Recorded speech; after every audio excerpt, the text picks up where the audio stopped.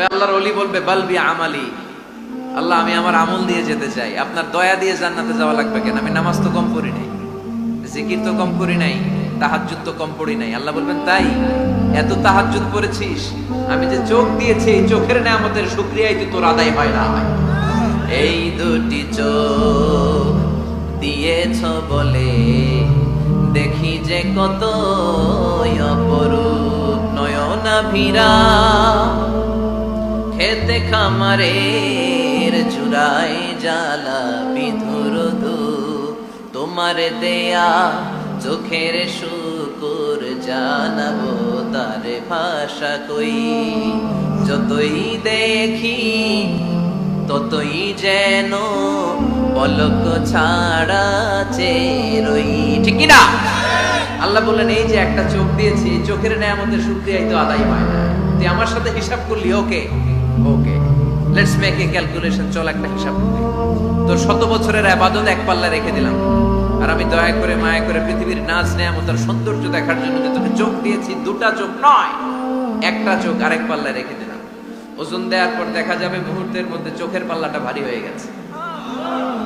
আল্লাহ বলবেন এখন হিসাব বলে you have to go to the hellfire, তোকে এখন জাহান্নামে যেতে হবে, যা জাহান্নামে যা।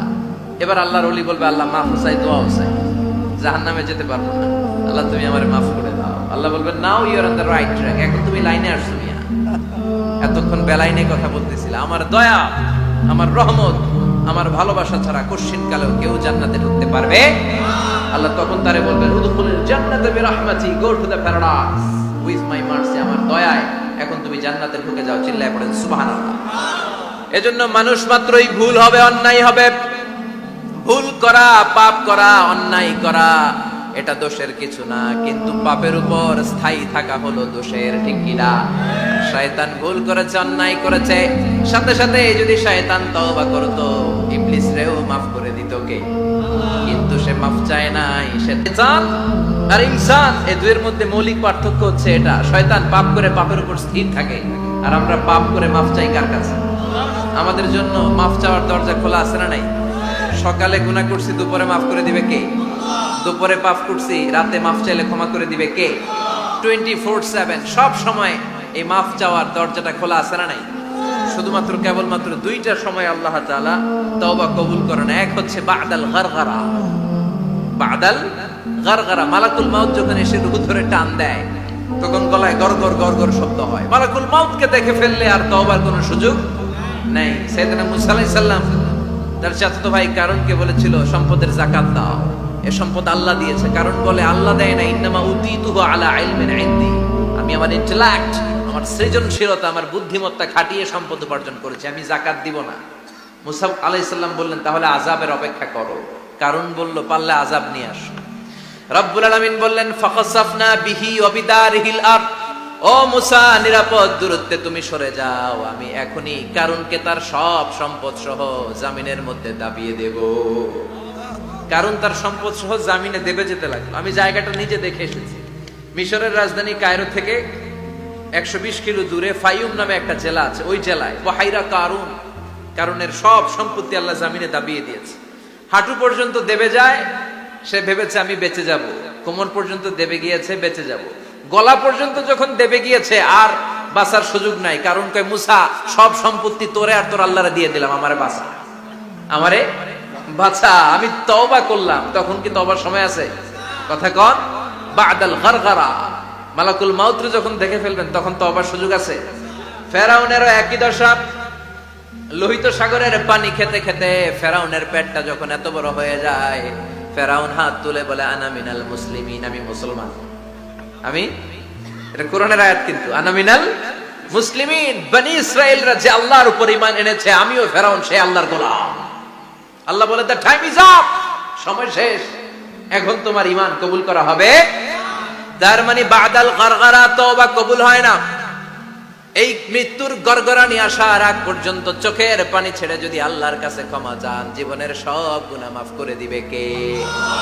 শয়তান আল্লাহরে বলল মাবুদ এত জান্নাত বানিয়ে কি লাভ, আপনার একটা বান্দারও জান্নাতে ঢুকাতে পারবেন না, আমারে বানিয়েছেন জাহান্নামী, আমি আমার সর্বোচ্চ চেষ্টা দিয়ে আপনার সবগুলা বান্দারে জামাতে জাহান্নামে নিয়ে একসাথে ঢুকবো, পারলে জাহান্নাম আরো কয়েকটা বাড়িয়ে বানান। আল্লাহ বললেন কেন কেন? শয়তান বলে লা আকুদান্না লাহুম সিরাতাকাল মুস্তাকিম। আপনার বান্দা জামাতে নামাজ পড়তে যেতে চাইবে, ওখান থেকে ধোকার ওয়াসওয়াসা দিয়ে আমি গানের কনসার্টে নিয়ে যাব। তাফসীর মাহফিলে কোরআন শুনতে যেতে চাইবে, ধোকা দিয়ে আমি মদের আড্ডাখানায় নিয়ে যাব। ওয়ালা তাজিদু আকসারাহুম শাকিরিন, একটারেও জান্নাতে ঢুকাতে পারবেন না। চ্যালেঞ্জ দিলাম। আল্লাহ বলল, শয়তান তুই আমারে চ্যালেঞ্জ দেস? আমি তো সব রাজার বড় রাজা, মহারাজা। আমার সাথে তো কেউ চ্যালেঞ্জ দিয়ে টিকতে পারে না। চিল্লা এখন ঠিক কিনা? শয়তান তুই চ্যালেঞ্জ দিলি, আমিও তোর চ্যালেঞ্জ দিলাম। ওয়া ইজ্জতি ওয়া জালালি ওয়া ইরতিফাই মাকানি, আমার ইজ্জতের কসম, আমার জালালিয়াতের কসম, আমার মহানত্বের কসম, আমার ক্ষমতা আর দাপটের কসম, আজীবন আমার বান্দা গুনাহ করবে, পাপ করবে, অন্যায় করবে, কোন এক তাফসীর মাহফিলে এসে চোখের পানি ছেড়ে যখন ক্ষমা চাইবে, আমি জীবনের সব গুনাহ মাফ করে দেব। আমি আমার বান্দার জীবনের সব গুনাহ মাফ করে দিয়ে জান্নাতে ঢুকায় দেব। তখন তুই কি করবি? লা আগফিরান্না লাহুম মা দামু ইস্তাগফিরুনি, যতক্ষণ আমার বান্দা আমার কাছে ক্ষমা চাইবে, আমি আমার বান্দার জীবনের সব গুনাহ মাফ করে দেব। সুবহানাল্লাহ পড়ে। এজন্য রাব্বুল আলামিন বলেন, ইয়া আইয়ুহাল্লাযীনা আমানু তুবু ইলাল্লাহি তাওবাতান নাসুহা, তওবার মতো তওবা করো। তওবার মতো তওবা করলে যত বড় অন্যায় হোক, পাপ হোক, গুনাহ হোক, সব গুনাহ মাফ করে দিতে পারে কে? সাইয়েদনা আদম আলাইহিস সালাম ভুল করলেন, শত শত বছর কাঁদলেন। আল্লাহ বললেন, ও আদম, কিছু বাক্য তোমারে শিখিয়ে দেই, এই বাক্য দিয়ে তুমি আমার কাছে তওবা করো, তোমার তওবা কবুল করে নেব। সাইয়েদনা আদম বললেন, রব্বানা, পড়েন, রব্বানা যালামনা আনফুসানা ওয়া ইল্লাম তাগফির লানা ওয়া তারহামনা লানাকুনান্না মিনাল খাসিরিন। ও আল্লাহ, আমি জুলুম করেছি নফসের উপর, ভুল করেছি, অন্যায় করেছি, অপরাধ করেছি। আপনি যদি ক্ষমা না করেন আমি শেষ হয়ে যাব। লানাকুনান্না মিনাল খাসিরিন, আমি ক্ষতিগ্রস্তদের মধ্যে শামিল হয়ে যাব। ঠিক কি না? এই আয়াত দিয়ে, এই দোয়া দিয়ে যখন সাইয়েদনা আদম তাওবা করলেন, মুহূর্তেই তাওবা কবুল করে নিয়েছে কে? আমরাও যদি পাপ করি, অন্যায় করি, আমাদেরও পাপগুলো মোচন করার একজন আছে না নাই? তিনি গাফিরিয যাম কাবিলিত তাওব। ওনার কাজই হচ্ছে গুনাহ মাফ করা। শয়তানের কাজ ওয়াসওয়াসা দেওয়া, আমাদের কাজ পাপ করা, ওনার কাজ মাফ করা। আল্লাহ ডেকে বলে, গোলাম, তোরা যদি পাপ না করতি আর বারবার মাফ না চাইতি, তাহলে তোদেরকে ধ্বংস করে দিয়ে জমিনের বুকে এমন একটা জাতি আমি বানাতাম যারা পাপ করতো আর মাফ চাইতো, আর আমি মাফ করতাম। সুবহানাল্লাহ পড়ে। মাফ করতে আল্লাহর বড্ড ভাল লাগে, চোখের পানি দেখতে আল্লাহর বড্ড ভাল লাগে। কায়মন বাক্যে কেউ দোয়া করছে, এই দৃশ্য দেখতে আল্লাহর ভালো লাগে। চিল্লায় বলেন সুবহানাল্লাহ। এজন্য পাপ আমাদের যত বড় হোক, আমাদের জন্য মাফ আছে না নাই? দুইটা সময়ে তাওবা কবুল হয় না। এক নাম্বার হলো বাদাল গারগারা, মালাকুল মাউতকে দেখে ফেলেছেন, রূহ ধরে টান দিবে, তখন তাওবা করলে কবুল হবে। আরেকটা হচ্ছে বাদা তুলুই শামসি মিন মাগরিবিহা, কিয়ামতের আগ দিয়ে সূর্য আর পূর্ব দিক থেকে উদিত হবে না, এটা পশ্চিম দিক থেকে উদিত হবে, তখন তাওবা করলে কবুল হবে। তখন তওবার দরজাকে বন্ধ করে দিয়েছে কে? এজন্য আমরা যে কোনো পাপই করি না কেন, পাপ হয়েই যেতে পারে, আশা হারানোর কারণ নাই। Never lose hope, never give up. মুমিন কখনো আশা হারায় না, মুমিন কখনো নিরাশ হয় না। মুমিনের আশা, ভরসা একটা সত্তার উপরে। চিৎকার করে বলতে হবে, তিনি কে? এজন্য পাপ হওয়ার সাথে সাথে আমরা তওবা করব কার কাছে? বিশ্বনবী বললেন, কিছু কিছু কাজ আছে, এগুলো হয়ে যাওয়ার পরে দেরি করা যায় না। এক নম্বরে নামাজের ওয়াক্ত হলে দেরি করা যায় না। ঠিক কিনা? সালাত কায়েম করো, সালাত কায়েম করো, হবে সম্মানী তুমি, হবে জান্নাতি তুমি, হবে সম্মানী তুমি, হবে জান্নাতি তুমি। দিবে কাল হাসরে শীতল ছায়া আরশে আজিম, রব্বিয়াল আলা, রব্বিয়াল আযীম, রব্বিয়াল আলা, রব্বিয়াল আযীম। সুবহানাল্লাহ পড়ো। নামাজের সময় হওয়া মাত্র দেরি নাই। তাজহিজুল মাইয়িত, মারা গেলে লাশ রেখে দেয়া যায় না, তাড়াতাড়ি দাফন করে দাও। নামাজের সময় হলে নামাজ পড়ো, দেরি করো না। মানুষ মারা গেলে দাফন করতে দেরি করো না, বান্দা যদি পাপ করে ফেলে তওবা করতে দেরি করো। এজন্য পাপ করার সাথে সাথে তওবা করার দরকার আছে না নাই? এখন তওবা যে করব কোন সিস্টেমে করব? কোন সিস্টেমে? ভুল হওয়া মাত্রই আপনি অনুতপ্ত হয়ে চোখের পানি ছেড়ে আল্লাহর কাছে মাফ চান, আল্লাহর কাছে ক্ষমা চান, এটার নামই তওবা। আমাদের দেশে হুজুরাই না তওবা পড়ায়, আছে না নাই? আনন্দপুরে এগুলা নাই, আছে না? কয় ইমাম সাহেবরে নিয়ে আয়, খতিব সাহেবরে নিয়ে আয়, হাফেজ সাহেব হুজুরের নিয়ে আয়, তওবা পড়া। না, তওবা পড়ানো লাগে না, আপনার নিজের তওবা আপনি নিজেই পড়বেন। আপনি অনুতপ্ত হয়ে চোখের পানি ছেড়ে আপনার আল্লাহরে ডাক দেন, ডাক দেয়া মাত্র তিনি সাড়া দিবে। চিল্লায় বলেন ঠিক কি না?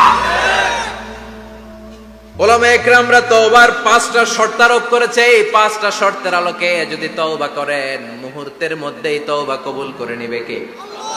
এক নাম্বার শর্ত হচ্ছে আল ইকরা, acknowledgement. You have to acknowledge that you are the great sinner in the world. এই পৃথিবীর সবচেয়ে বড় পাপী।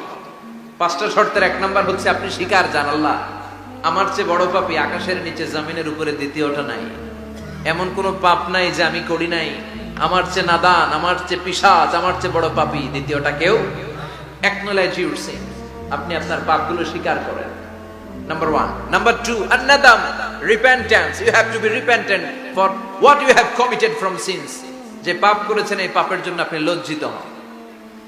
আপনি নিজেকে আল্লাহর কাছে ছোট করে পেশ করেন, আল্লাহরে ডেকে বলেন, আল্লাহ আমি আপনার গোলাম, গোলামের ঘরের গোলাম, বান্দির ঘরের গোলাম, আমারে মাফ করে দেন, আমি লজ্জিত, আমি অনুতপ্ত।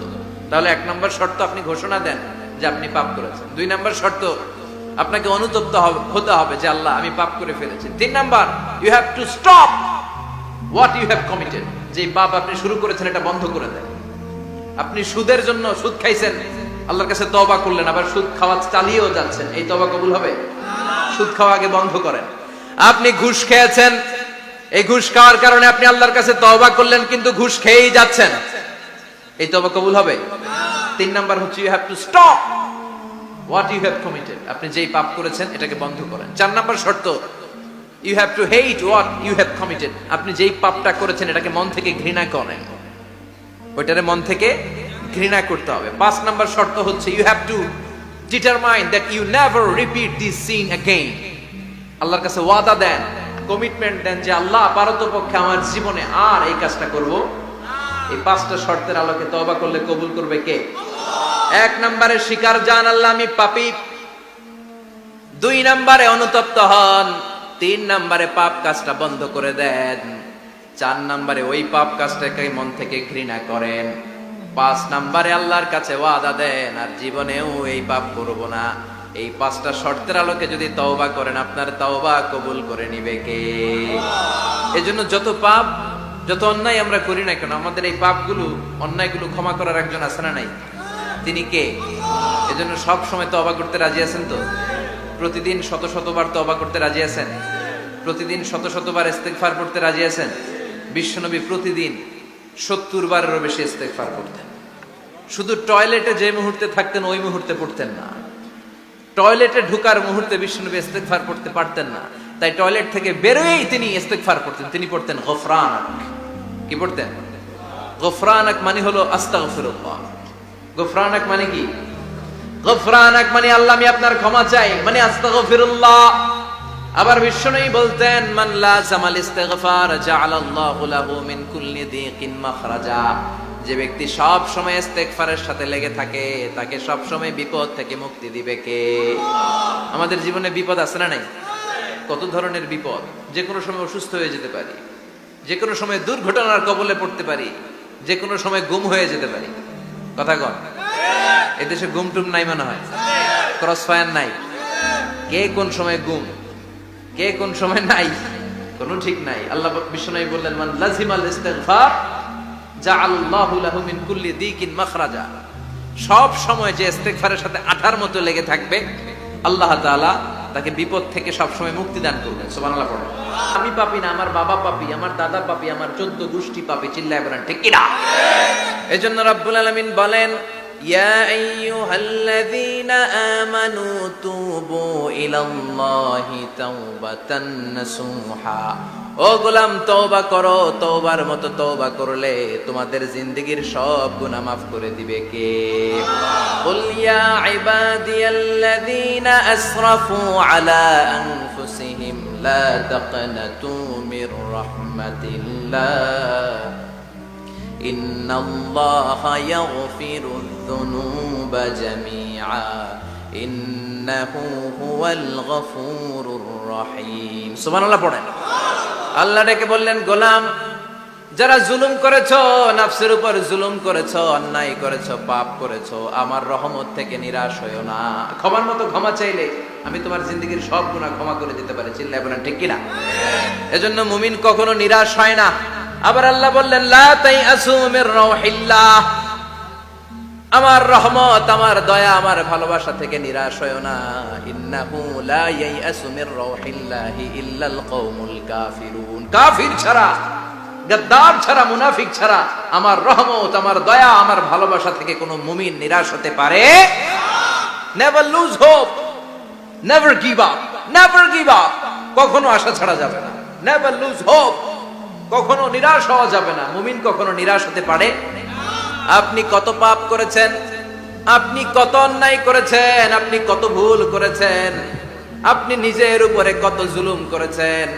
আপনার পাপ, অন্যায় আর গুনাহগুলো যদি হয় খালের পানির সমান, বিলের পানির সমান, জেনে রাখবেন আল্লাহর দয়া হলো সাগরের পানির সমান। আমাদের পাপ আর অন্যায় যদি হয় পাহাড়ের সমান, আল্লাহর দয়া আকাশের সমান।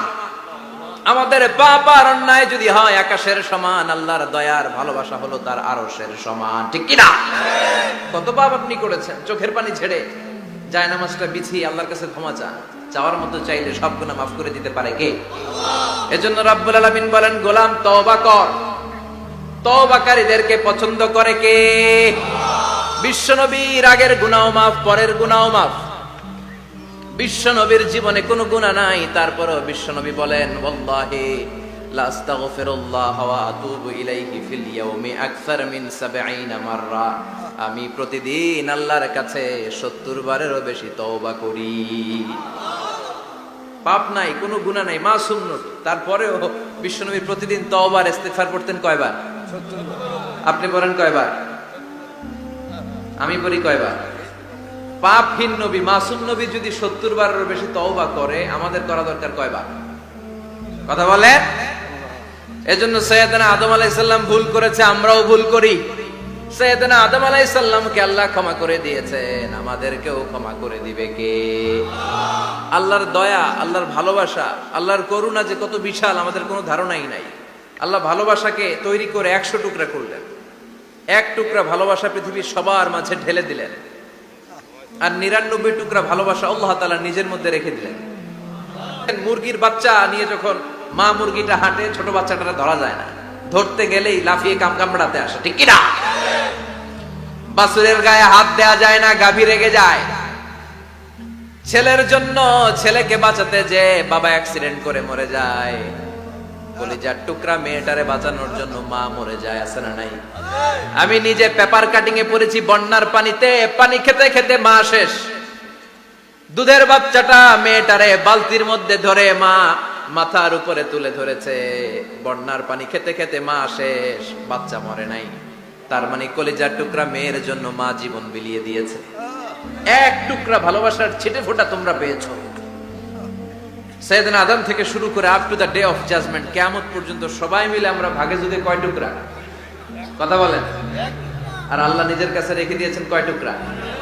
তাহলে ভালোবাসা আল্লাহর বেশি না কম?